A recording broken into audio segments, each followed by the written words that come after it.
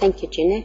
And I will introduce Pippa. I remember my first time I was listening to discussion moderated by Pippa, and it was at the UPS conference, and it was very useful, very helpful. And Pippa is really a brilliant consultant who serves many, many UK publishers, journal publishers, and I'm happy that you are here and help us to understand more about publishing, journal publishing. Please, Pippa.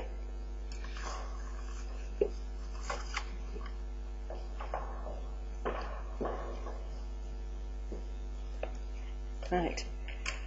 Please excuse me a minute. I did my materials on this, so I have to switch over.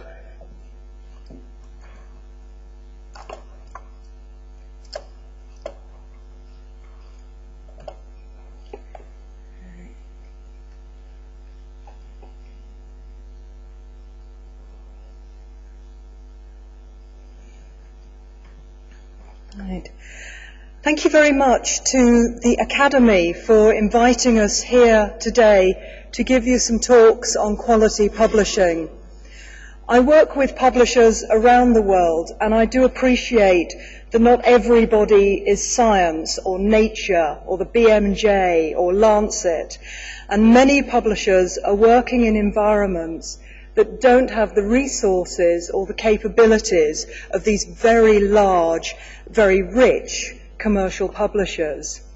But there are many things that smaller journals, smaller publishers can do to improve the quality and the reputation of what they're publishing.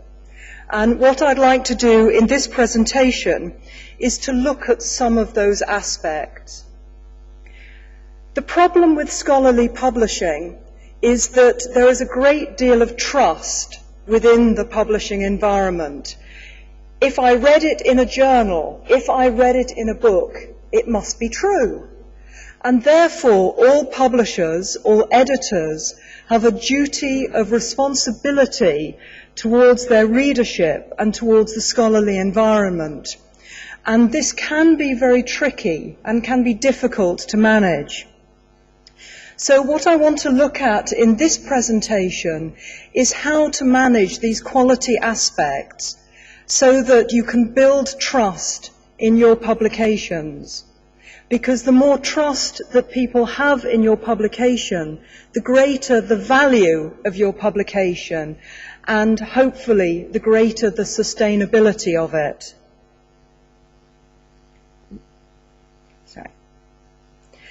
So what I'm going to talk about is not just ethical publishing. Ethics, plagiarism, fraud, author problems is a very big area, but it's only one part of good quality publishing. It's very important, of course, but it is only one part. So I'm going to consider the responsibilities to authors and the research communities. And I know that several of you are librarians, so you will be dealing with the researchers who will be the authors as well as the readers. And so what do these authors require out of a publishing system and out of a journal or a book publisher? And then for the readers themselves, what quality do they require? And how can journal editors and publishers make sure that sorry, you can't see, but this screen is flashing at me. Stop it.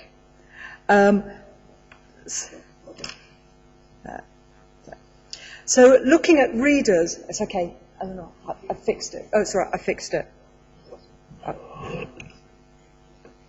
Okay, thank you. I'm sorry, this is me being awkward. And so the readers and the quality that they require and the type of content that they want and how a publisher and an editor can address this. Then, of course, ethics. I'll consider that. And finally, looking at some of the problems and how you should resolve them in a trustworthy way. So, starting with how you support authors in this environment. The key thing with authors is to understand what they want. So as an editor, you need to think like an author. And authors care who will read their content? So if you're publishing a journal or a book with a very small distribution, not many people will read that work, so it's less attractive to an author. Also, how quickly can I get published? And obviously speed is very important. Many authors become extremely unhappy with long delays in the publishing cycle. And of course, will the publication give me credit? So as an author, what reward will I get from this publication? And the reward is prestige, it's recognition, and it enhances their career. Very few academic researchers write just because they like writing. Most researchers write because they have to publish to further their career. And as journal editors, as book editors, as publishers, you need to think about this. As librarians also, I would assume, are often being asked by researchers, where should I submit my work? And so librarians need to have that knowledge of the good outlets for researchers to publish their works. As publishers, an important point is, do you deliver encouragement to authors? Do you actually go out and reach out to authors and say, publish with us, because we can give you a good platform for your research? This is something that many editors ignore. And the outreach is very important, is because it's raising your profile with the authors and encouraging them and telling them why and what benefit they will get if they publish with you. And do you provide support for your authors? Good guidelines on how to write an article, how to publish an article, what to expect after they've submitted their article to you, what will happen to it afterwards. You don't need to create all the guidelines, but if you use your journal as a good source of information, you're likely to attract more authors in. So, for example, you don't need to write a guideline on how to write a good article, but if you have a link from your website to another website that provides this information, you're providing a source of information for the authors. And this can help the authors recognize you as a friendly publication, as somebody they would like to work with, and somebody with whom they would like to publish. So providing encouragement, providing support is very important. Several publishers in the UK have recently set up linkages with translation agencies and writing agencies, recognizing that for many scholarly publications, English is the language that they have to be published in. But this is not the native language of the majority of authors. And therefore, writing in a different language has challenges for the authors. So providing authorship support for that can again make your journal appear a very friendly place to publish, and that can be attractive to authors. You always have to think, as a journal editor or a book publisher or a book editor, that you are competing with other bigger, more successful publications. I could submit my article to The Lancet, so why would I submit my article to you? I might be attracted to submitting my article to you if you perhaps publish faster, give me more support, and are easier to deal with than the bigger publishers.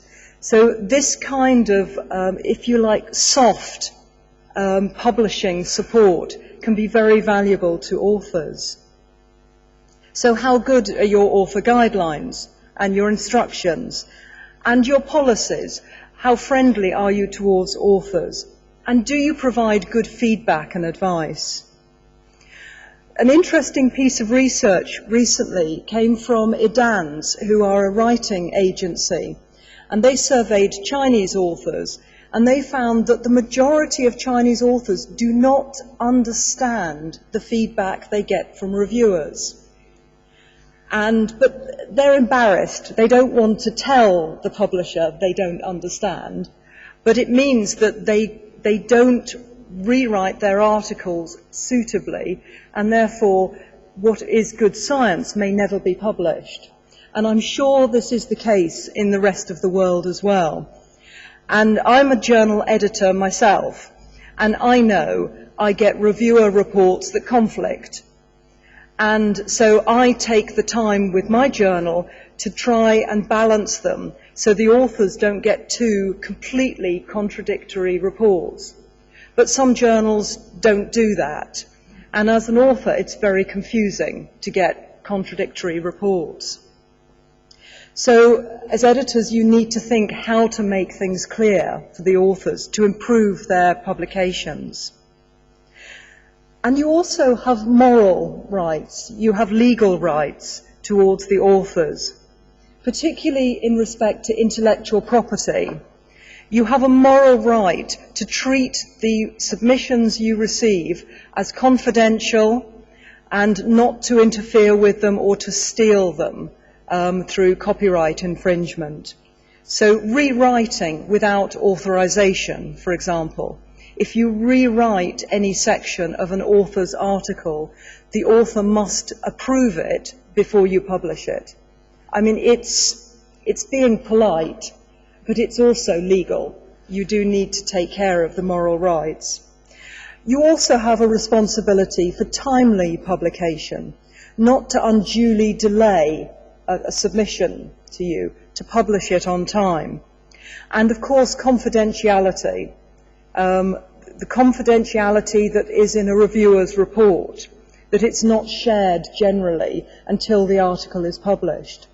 And these are responsibilities that editors should assume and that publishers should make sure that the editors are aware of. So looking at readers, for the peer review and the quality that you need to put into an article before you publish it, this is a very nice quotation from Richard Smith, who used to be the editor at the BMJ. And he's written a great deal on peer review. And as you can see from this, he doesn't like peer review. Slow, expensive, a lottery, so it's a gamble, and it's no good at detecting errors and fraud. He once very famously said that when you get all the articles that are submitted to your journal, you should go to the top of a staircase and you should throw the articles down the staircase.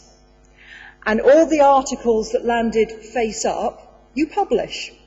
And all the articles that land face down, you reject.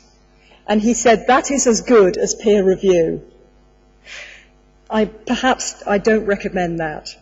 But he said he doesn't like peer review. The problem is there is nothing we've found that is any better than peer review at evaluating quality. But because of all the problems inherent in peer review, there are several types of peer review and several experiments. The first two here, double-blind and single-blind, are probably the most commonly used. Double-blind, where the authors and the reviewers do not know the identity of each other, and single-blind, where the reviewer knows the identity of the author, but the author does not know who reviewed their article. These were traditionally used to avoid bias, to avoid the reviewer in double-blind making an assumption about the article because of the name and the location of the author. With double-blind as well, with single-blind, the author not knowing the identity of the reviewer was so that the reviewer would be free to make any comment. Whereas if they know the identity of the author, who's perhaps more senior to the reviewer, they might feel they have to be more polite and less constructive.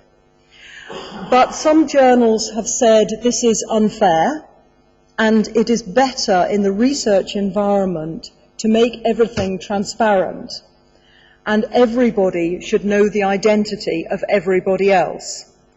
And the BMJ introduced open review now 5-8 years ago, and they've said in their experience within their community, they now get better quality reviews and more polite reviews because the reviewer knows that their name will be disclosed to the author. It works in their community.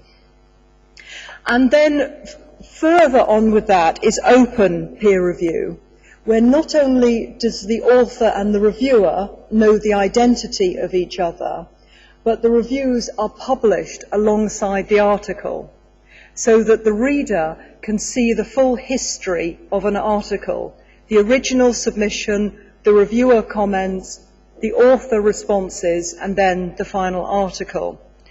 And this is so that a reader who reads an article and thinks, why doesn't this article contain X, can look at the reviewer comments and maybe that will explain why X is not included. As an example, this is one example of what it looks like. You see here the article, and on the right you have pre-publication history. And if you click on that, it opens up a screen where you can see the original submission, the reviewer's reports, the resubmission, another reviewer report, and then the date of editorial acceptance and when it was published.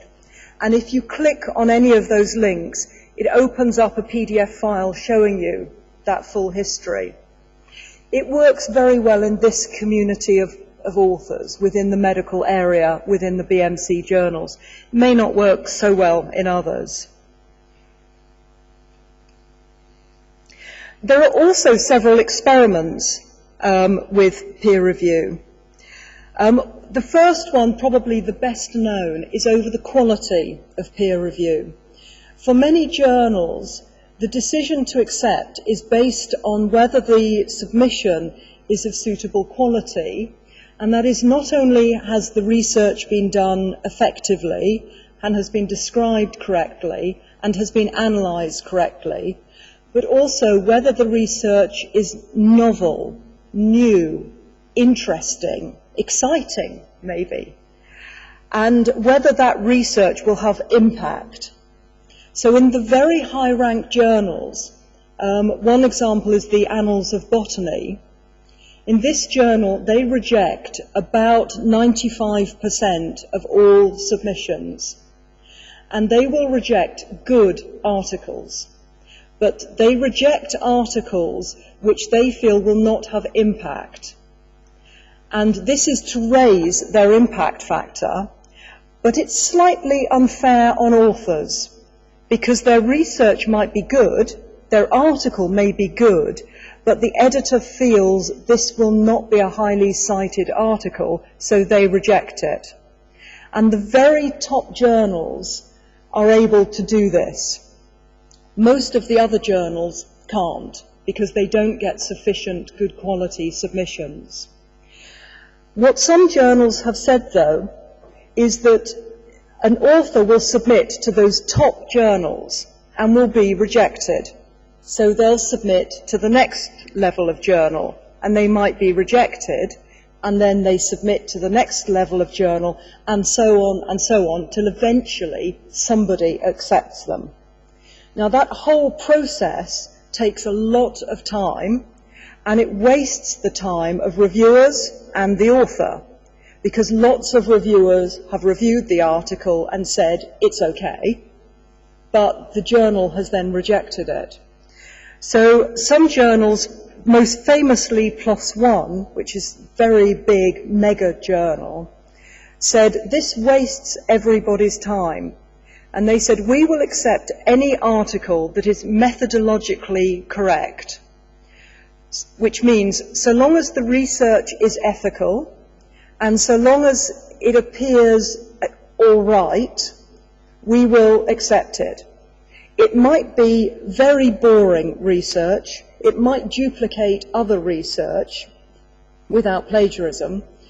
It might not be novel, but we will still publish it, because somebody will publish this article eventually, because there's nothing wrong with the article. It's just not very interesting. And because of that, they publish it, and it's called a very low criteria peer review. PLOS ONE last year published over 13,000 articles. It's a huge, huge journal. And they published some very good articles, and they published some terrible, awful, boring, dreadful articles as well. But don't tell them I said that. So they publish a lot of articles, because they said the reader can make the quality judgment. You know, readers are intelligent people, so let them decide what's good quality. As the journal, we will just make sure it is methodologically correct, and then the reader can make the judgment. Another experiment is collaborative review. Now, as an editor, I would love this. This avoids conflicting review reports, because the reviewers are required to review the article independently, but then to collaborate with the other reviewers to come up with a consensus recommendation which goes back to the editor. And there's a few journals doing this, for example, the Frontiers journals. It's a very nice idea, but I suspect quite time-consuming. But it's good for building a community, because you are introducing reviewers to other reviewers who they may not have known, and they're in the same subject area. So it might be a very nice way of building a community and introducing people to potential future collaborators for their own research. Then there's cascading review. Cascading review says that if these top journals reject an article, then the author can automatically submit it to the next journal down with the reviewer reports. So the editor of the next journal gets the reviewer reports, and maybe they don't need to send it for review again. And this is accepting that journals not good enough for those articles not good enough for those journals might be perfectly acceptable for further journals. But to avoid wasting the time of reviewers, the reviewer report can go with the article. This is done with everybody's agreement, of course. And there are the big journal publishers like Wiley, like BMC, they cascade within their own portfolio of journals. But some journals have made agreements. For example, Wiley and F1000 Research. F1000 Research is a mega journal, and they accept much lower quality publications. So Wiley, who publish about 900 journals, have said that from a select group of journals, if the article is rejected, but on the basis of it not being novel, but it's otherwise okay, then those articles plus the reviewer reports will be sent to Frontiers if the author wants to go there. And it can make it quicker for the author to publish. And then you have a type of review which is open and closed. And this is run by all the Copernicus journals, which are published out of Poland, for example, in life sciences, and also F1000 Research. And in this model, the article that is received is immediately put on the journal website, not formally accepted or published, but made available. And then the article is then sent to review as normal, but the public can read that article and place comments on it, and then the reviewers are required to put their comments in this public area, and then the author can revise the article. So the article is reviewed both by the traditional confidential reviewers, but also by the public. So any reader can go on and comment. It works quite well for Copernicus and F1000 research, but there are quite a lot of issues over this, particularly in some areas where the authors would not want to disclose their work until it's been formally reviewed and accepted. So, some interesting experiments taking place. So how do you improve your reviews? Questions and checklists are the most common way of asking the reviewers to answer specific questions. It can be quite daunting for reviewers to receive an article and just to be asked for an open review. It can be very helpful for a reviewer to be asked specific questions. For example, is this article suitable for the journal readership? Is it well written? Do you think there are problems with it? Is the analysis okay? Is the description of the methodology okay? And it can help guide reviewers. And you can use this in social sciences as well as the pure and applied sciences. The journal I edit is on publishing, so a lot of our articles are opinion pieces. And the same, we have a list of questions. Is the question being addressed by the article of interest? Do you think the argument is well argued? Do you think the conclusions are sound? Do you think there is a key message in the article? So you can adjust these different ways. And some journals use formal online checklists. This is an example on the right. So asking the reviewers to grade a journal. For example, is the article important on a scale of 4 to 1? This is quite subjective, but can be quite helpful for an editor to gauge whether something is really interesting or only so-so interesting. So they can be quite useful, and it's quite helpful for reviewers as well. Key things about reviewers, there have been various surveys, and reviewers generally say they get very irritated if they are sent inappropriate articles or if they're being asked to do too much work. So the key thing with selecting reviewers is try to get the right person. I receive about 1 email a week asking me to review articles.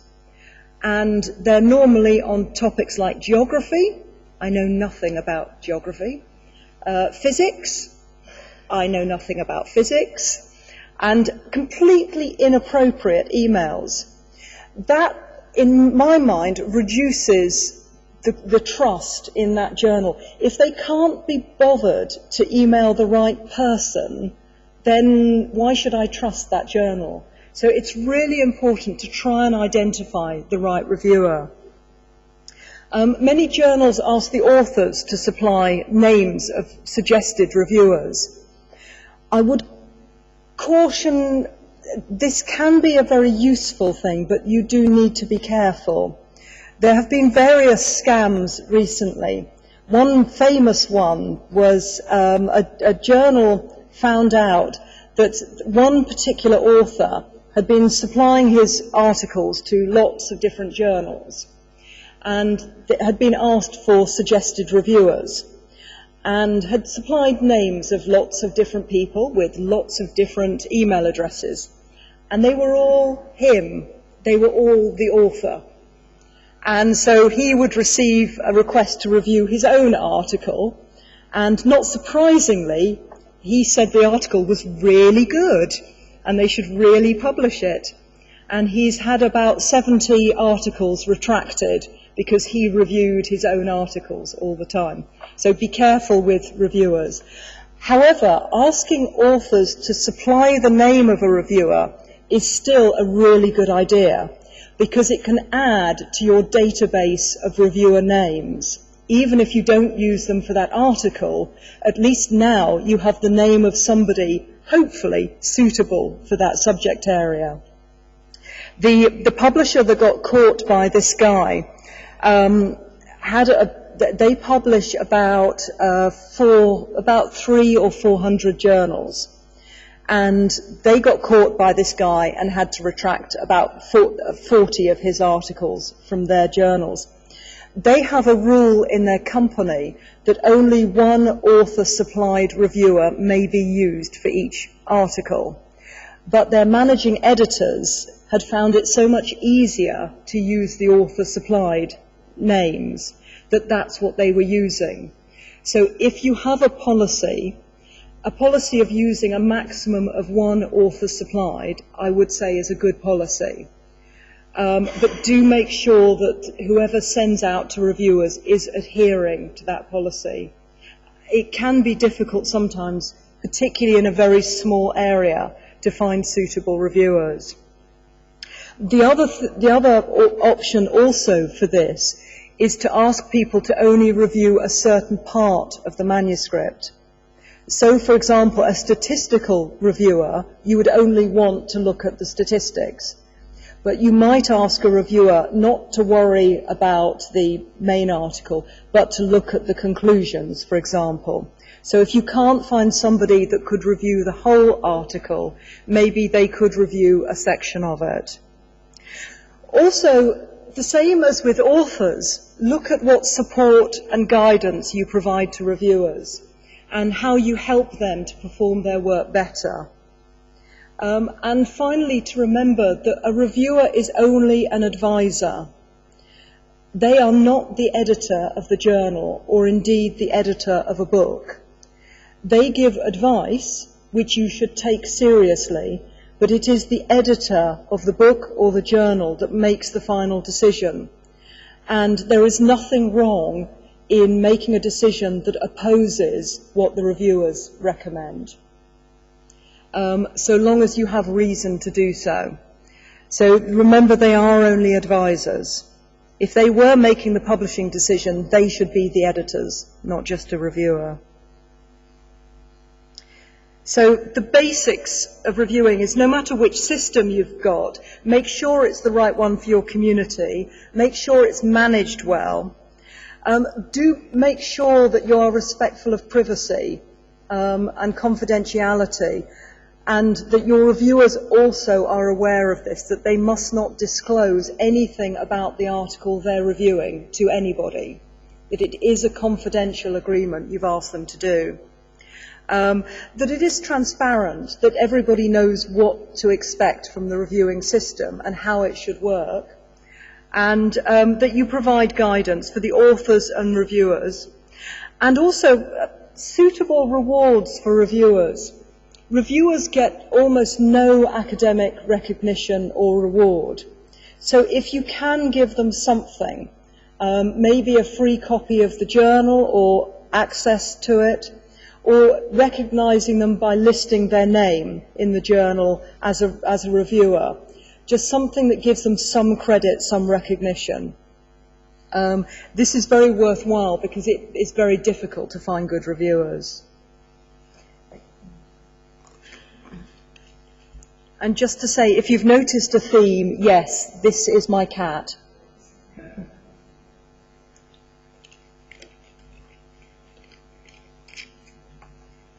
So finally, looking at ethics of publications, the main areas of ethics which I'm going to consider: bad research, so fraud in research, author problems, plagiarism and copyright and how they overlap, and conflicts of interest. There are some others, but these are sort of the key areas that you're likely to come across as an editor. Hopefully not all of them.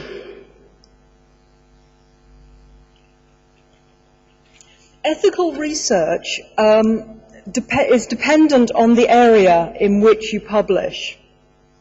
In the life sciences, you should require your researchers to conform to the Declaration of Helsinki, which is over animal and human rights.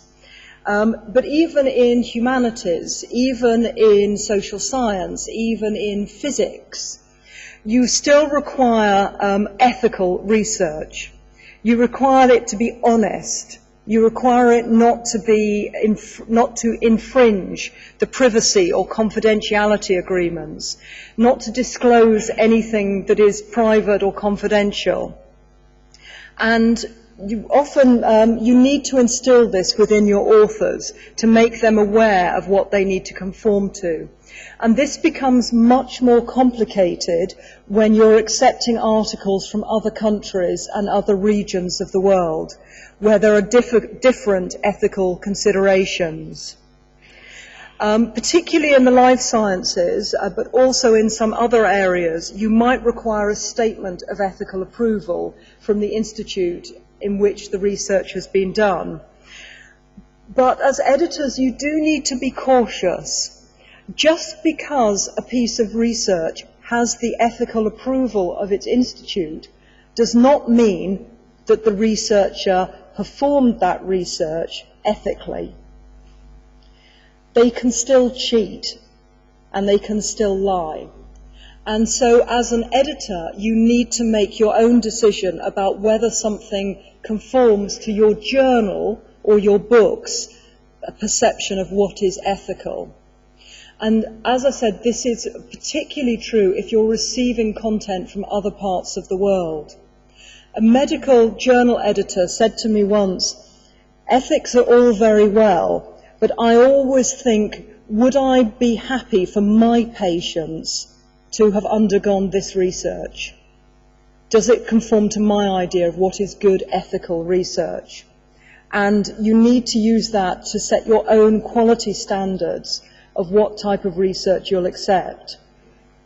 You may also make a decision to accept research that does not conform to your country's ethical code of practice, but which does conform to the ethical code of practice of the country in which the research was done. But you need to make that very clear within your journal. Again, this is mostly a problem in the life sciences and the medical sciences. And actually veterinary science as well. It's a big area in veterinary science, because there are many levels of experimentation that are quite acceptable in some countries, but not in others. And therefore you need to make an informed judgment as an editor.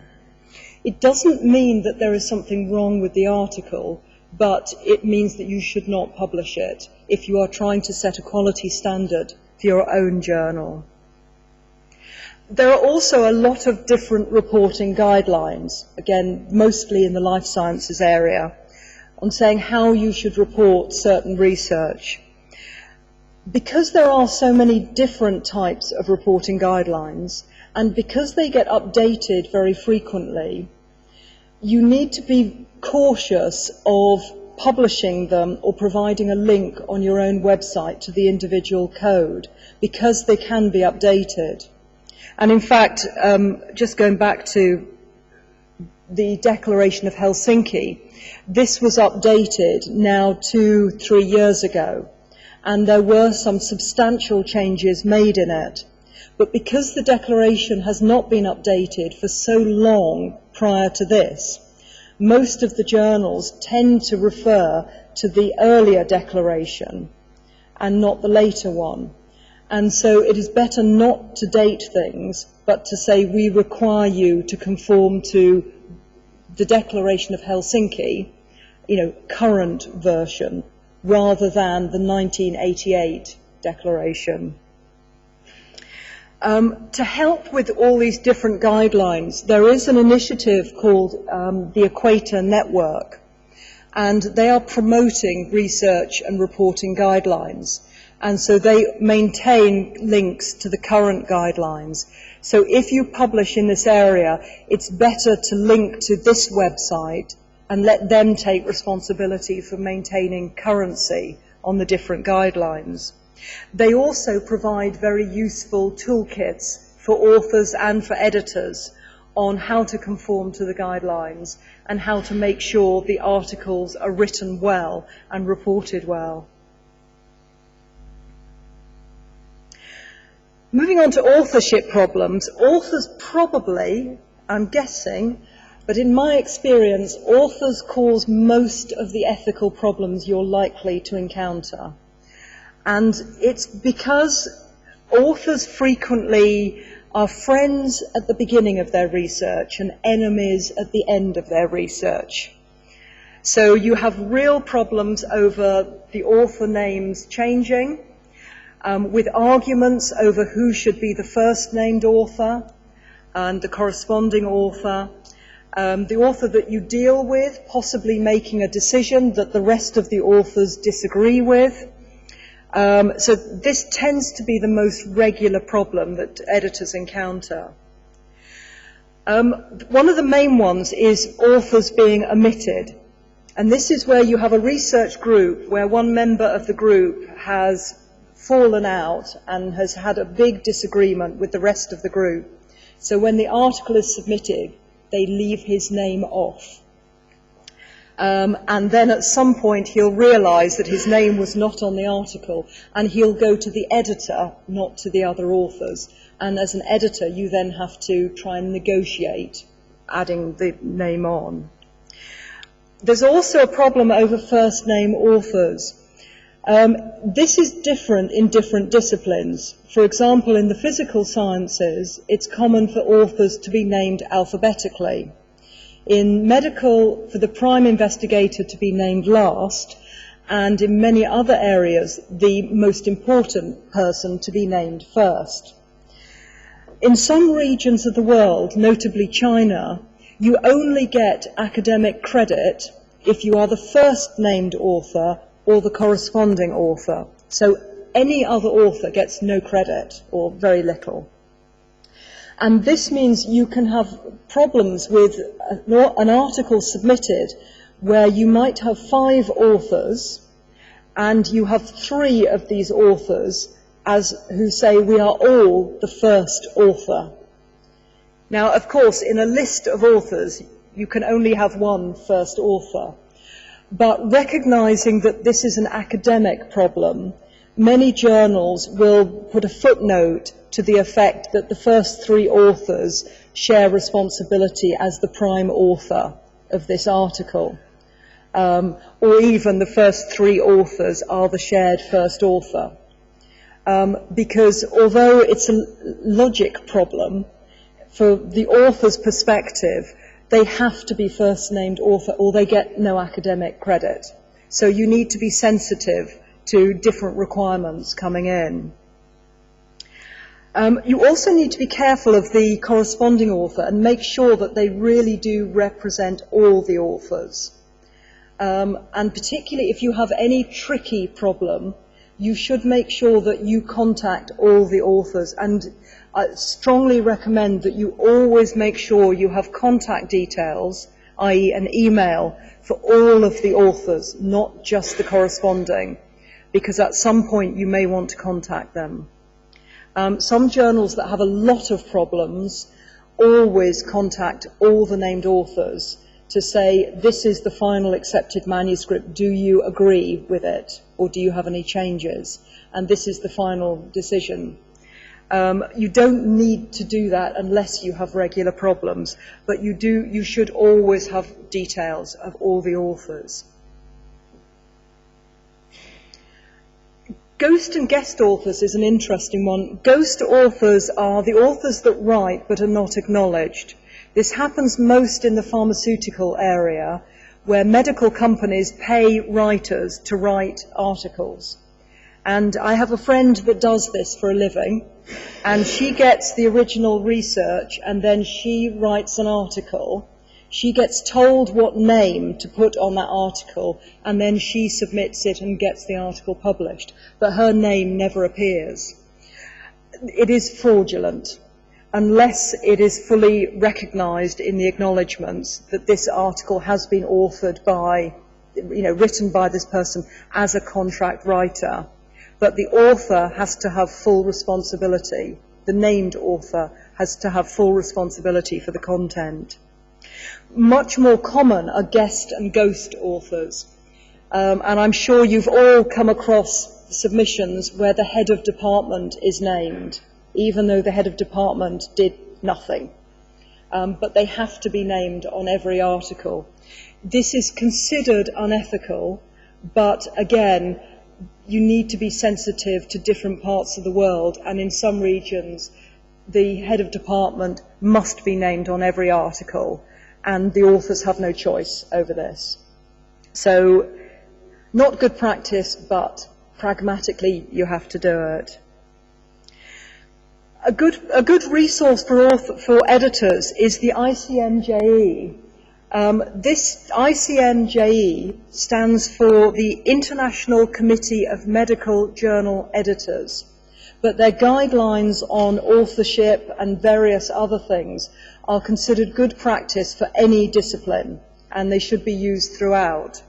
They have authorship criteria, and this is very useful as an editor because you can refer to them rather than say, this is our policy.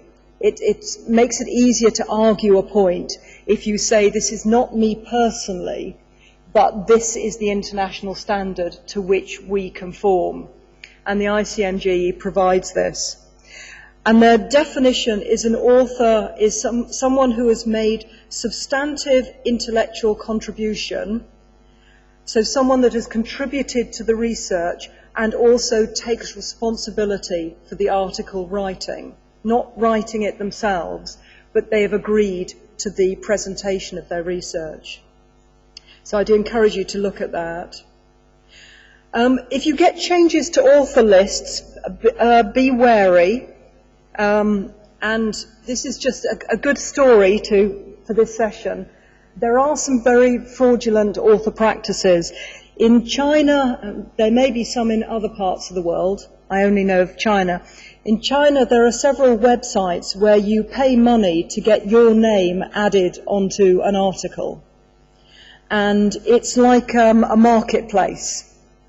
So they can have an article which has been submitted to a journal but not accepted, and you pay a little amount. And they have an article that has been accepted, and you pay more money, and you pay more money to be the first named author, and less money to be one of the other authors. So you haven't written the article, you've not done the research, you just pay money to get your name put on the article, so you get the academic credit. Wonderful. I'm always amazed by the ideas that people come up with. This is very fraudulent. Do not do this. Very bad idea. But it does happen. So if you do have any changes in authorship after submission, you should require all authors to confirm any change, that they agree that all of the named authors conform to the authorship criteria. Very important. Right, copyright and plagiarism. These are frequently confused for each other. They are separate, but they do overlap. And copyright is when somebody uses another person's content without their permission. But plagiarism is when it's used without attribution. So they are different. In practice, they overlap a great deal. The main difference really is a legal difference, is you can take somebody to court for copyright infringement, but plagiarism is bad practice and is not legally enforceable, although you may find it in the terms and conditions of your employment if you work at a university, for example. So you can lose your job through plagiarism, but copyright, you can be taken to court and sued. But there's a great deal of overlap because in practice it's very difficult to steal somebody's ideas without stealing their expression, their words and their phrases of it. I've been both copyright and plagiarized. I must admit I was quite flattered that somebody thought what I wrote was good enough to steal. And I wrote to them to say, you've stolen my stuff, can you put my name on it? But I'm glad you found it so interesting. So he didn't put my name on it, that's not a problem, it's a big thing. So there is a low overlap between them. There are also different levels of plagiarism and copyright infringement. The worst one is the full text, where somebody takes an article and just submits it as though it's something new with their name.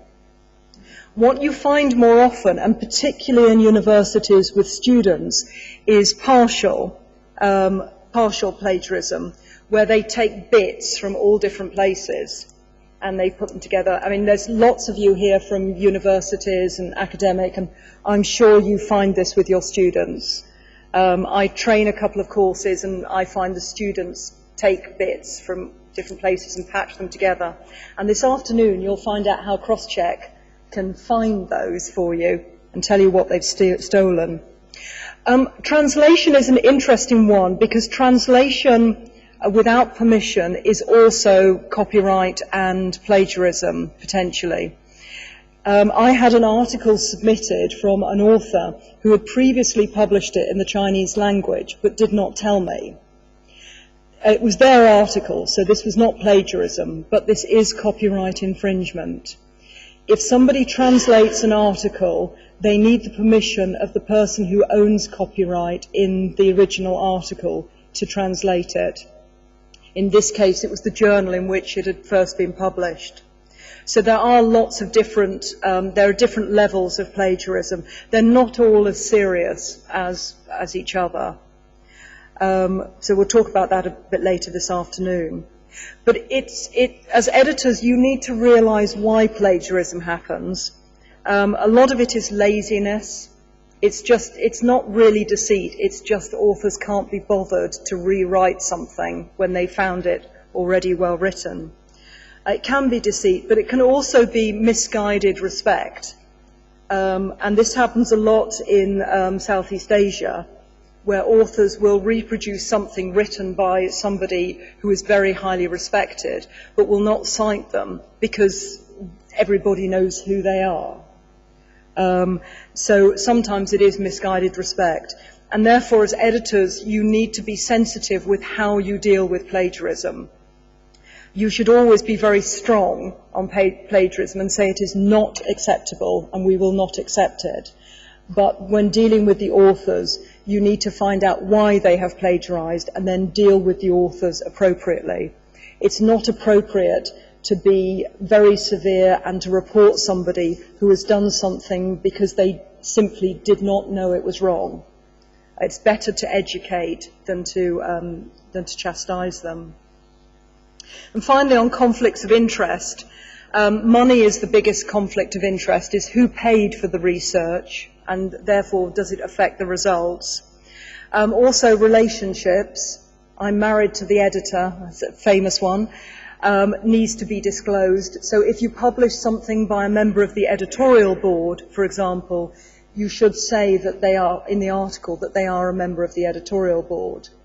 It doesn't undermine the research, but it provides the readers with a context in which to interpret what they're reading.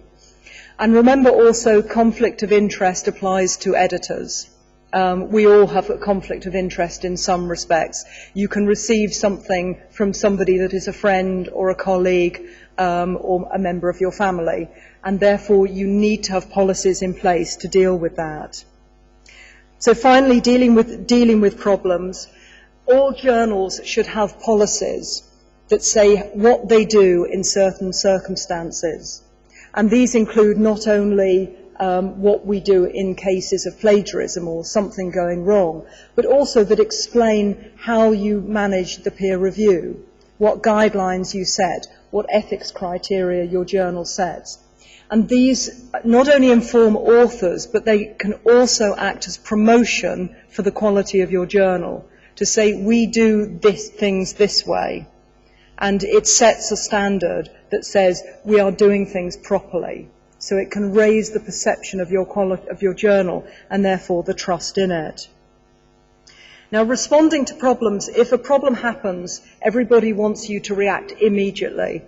But you need to think and investigate any problems you've got to make sure that you're responding, because the problem might be minor and the problem might actually not be your problem as an editor. It might be for the authors to sort out the problem, not for you. We'll mention this later during today, but the Committee on Publication Ethics is a huge resource, and you should refer to it for good practice. It also provides very useful flowcharts in how to respond to different problems, different issues that come up. I'm going to go through those because we're talking about these this afternoon. And then finally, to raise the quality of your journals, there are lots of bigger and smaller things you could do, and I could talk about this all day, but I'm not going to. But I would advocate to raise the quality, join editorial associations and publishing associations, and stay aware of what's happening. And as a shameless sort of plug for myself and a conflict of interest, I'm on the council of the European Association of Science Editors. So I think it's a very good organisation and I think we should join it. And we produce a quarterly journal on science editing, which is very useful, such a good way of staying involved. And also, shameless plug as well, is this is the journal that I'm editor-in-chief of in Vilnius very well. So the Association of Learned and Professional Society Publishers published this journal. So do stay involved. And just to say, there are some very good blogs which are worth following on publishing issues, and also some listservs that you can join as well. There are good discussions. My license is the librarian listserv that talks a lot about publishing issues, and they raise some very important and very interesting discussions that are well worth following. So do look outside your journals on what's happening around the world. And the reason for this is that it takes time to build reputation. And the problem is, if you get a reputation for being a bad quality journal, it can be very difficult to get rid of that reputation. So you need to constantly work on improving the reputation of your journal and the quality of what you're doing. Thank you very much. Thank you.